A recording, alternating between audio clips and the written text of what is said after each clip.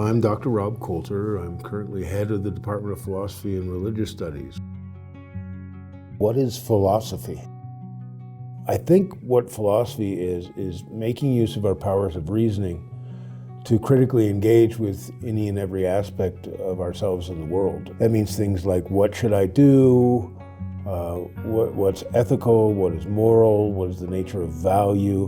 One of the things that makes philosophy, I think, special and interesting is that there is nothing that can't be questioned. What are the main ideas in Stoicism? Stoicism is a view of the self and the world that tells us something about how those things relate and how they should relate. It's a view that holds that everything is in some sense material. One idea that gets talked about a lot is the idea that seems simple enough, some things are up to us and some things aren't. If you take that idea seriously, it has some pretty profound impacts. You know, if I recognize that how somebody thinks of me is not up to me, then I shouldn't be too terribly concerned about what other people think of me. Yeah, and one other really important idea, I think, in Stoicism that often gets overlooked is the idea that we're all interconnected. The idea that we're all part of one community. And that too has profound effects for the way we treat each other, the way we talk about each other, and the way we interact. If even somebody who's making me angry, I can recognize is somebody like me who is trying to make their way in the world like me and falling short in a lot of different ways like me, then it's often much easier to be patient and tolerant and even kind to each other if we recognize that we're all sort of in the same boat. How do you practice Stoicism in your everyday life? Paying attention to whether or not I am letting myself sort of get attached to things that really aren't my job. Making other people behave a certain way or expecting other people to behave a certain way. All those sorts of things are, for me, a setup to get mad or sad or something like that. And one of the things the Stoics do emphasize a lot is that letting other things besides my own choices run my emotional life is a mistake. You know, paying attention to what's really sort of in my zone of influence and control and what's not helps me remember not to get too hung up on other people's stuff. It's something I have to keep doing, and it's something I have to keep being self-reflective about. One of the things the Stoics argue for, following Socrates, is that nobody does wrong on purpose.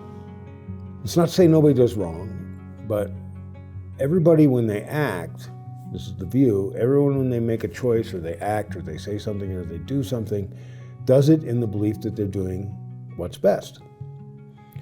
Now they can often be wrong about what's best, but they do it because they don't understand something about the world, about themselves, about their place in it, right? So when I remember that that's true of me, and when I recognize that about myself, I can also more easily recognize that about others.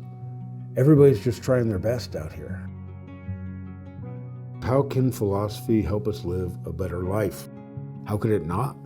By trying to come to a deeper understanding of how we're all connected or not connected, and how the world works, and how I work in the world and can work in the world, and how I ought to work in the world.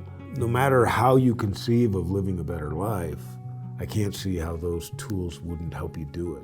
They may have different answers about what a better life is, and they may have different answers about exactly how we do it, but that's a big part of philosophy, is helping us live a better life, whatever way makes most sense.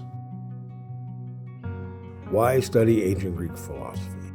I think there are other valuable and important areas of thinking that are not from the West or from Europe occurring at the time. It's just this is the one I happen to study and work on and teach.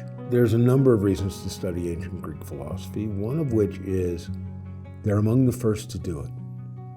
especially in the West. It's also where we get to start seeing some things that are still really fundamental about the way we think about the world. And seeing it in sort of its first form can really illuminate some stuff. Philosophy in general lets you sort of see some of the basic issues and why they matter in much more clarity than you can see them in contemporary philosophical discussions. Studying ancient philosophy is fun, and it's filled with characters. Figures like Socrates, who was famous for not wearing shoes and could drink anybody under the table and would pester his friends all night talking about ideas, and characters like Diogenes the Cynic, who was famous for hugging bronze statues naked to prove how tough he was. What is the connection between philosophy and happiness? So this is something that's actually really contentious these days among philosophers. Some philosophers would want to say nothing. Right? Philosophy is about discerning the truth about things, and once you realize what the truth is, how could you possibly be happy? I think, for example, of philosophers called nihilists or even existentialists who say, look, once you realize that life is meaningless and that we are all just specks in a void, what is there to be happy about? Other philosophers, and I think many of the Greeks were this way, and others throughout history, think that philosophy is the best way to attain happiness. But of course, being philosophers, they often quibble about what in the world happiness means. Right? What do we mean by happiness? And it might not just be happy feelings like we tend to use it. It might be something more like, what's a well-lived life, or what is it to flourish as a human being? And many philosophers throughout history would say that philosophy is crucial to making that connection. And there are other philosophers who would just say they have nothing to do with one another. It's simply about understanding, and understanding might make us happy, it might not, it might have nothing to do with it. Whether you're happy or not might be just a function of what you had for lunch, whereas understanding the truth of, understanding the nature of truth itself is not happiness-inducing or inhibiting. I think philosophy is probably the best way to happiness. If I look back at my life on my deathbed, do I say I lived a happy life is not going to be entirely a function of how many times I was gleeful. Rather, it's going to be a function about stuff I've done in my life that has meaning, the quality of my relationships with people and with my pets and with the world in general, the natural world, right? The best way for me to live in all those ways is philosophically, with understanding, with empathy, with care. Who is my favorite historical philosopher and why? Socrates is my guy. I have a hoodie that I wear that I got in Athens on my last trip to Athens. It's got a picture of Socrates on the back of it. So I could say a number of things about why. One is that he was relentlessly pursuing self-understanding and understanding of his place in the world.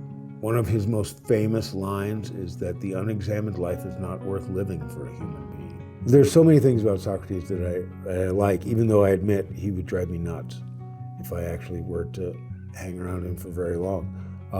The fact that because he was always out doing philosophy with his friends and with anybody he met, and was practically never home, his wife was always mad at him.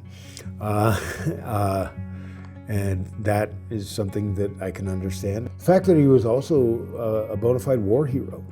He served as a soldier in the Peloponnesian War between Athens and Sparta. And the fact that he was just kind of weird in a whole variety of ways. But it's really, for me, what really makes him my favorite is that relentless pursuit of self-understanding, of understanding other people, and of being a model of that. What is the most challenging aspect of studying philosophy?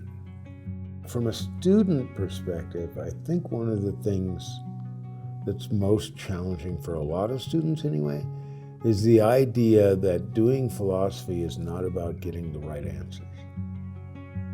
Doing philosophy is more about being able to use our reason to navigate conceptual space, is the way I often talk about it for a lot of people. The other thing that's challenging is the idea that it's useless. It involves reading, it involves writing, it involves thinking, it involves communicating, it involves reasoning.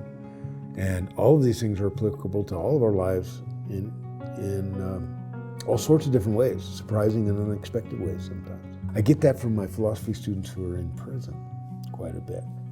Some of them who say, we'll never get out of prison, and they realize that studying philosophy, at first they're like, well, why would I want to do that? But then they start to realize it can really change the way that we think about ourselves in the world.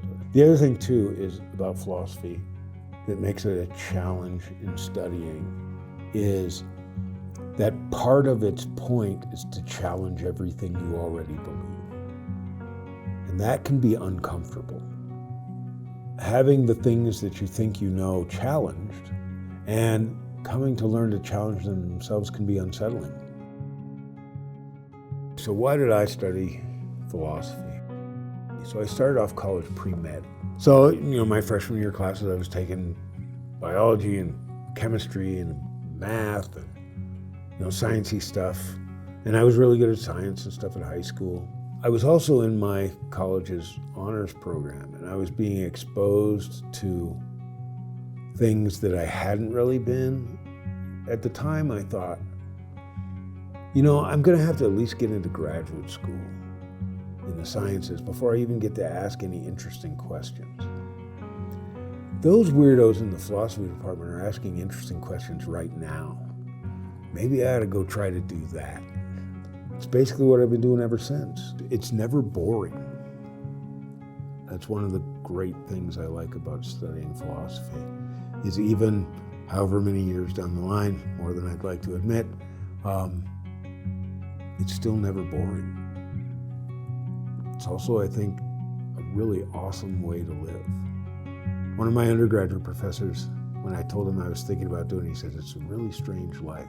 You literally sit around all day and think and talk about stuff like, well, does reality exist? Nobody else does that. From where I sit right now, I get to think about, read about, write about, talk about really cool ideas with really smart people from all over the world. And it's hard to imagine a better way to do anything.